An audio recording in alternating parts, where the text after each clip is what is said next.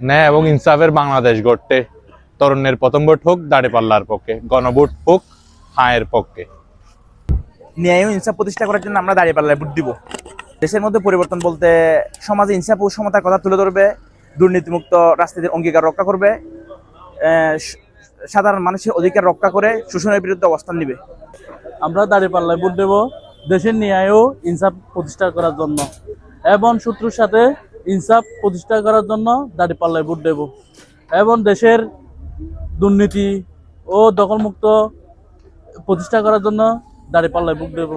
শুধু জামাত ইসলামী নয়, এদেশের বিশাল একটি প্রজন্ম যারা এই দুঃশাসন এবং দুর্নীতিমুক্ত দেশ চায়, দেশের সংস্কার চায়, তারাও হাঁয়ের পক্ষে এবং জামাত ইসলাম হাঁয়ের পক্ষে, এই দেশের তারুণ্যও হাঁয়ের পক্ষে, আমি নিজেও হাঁয়ের পক্ষে।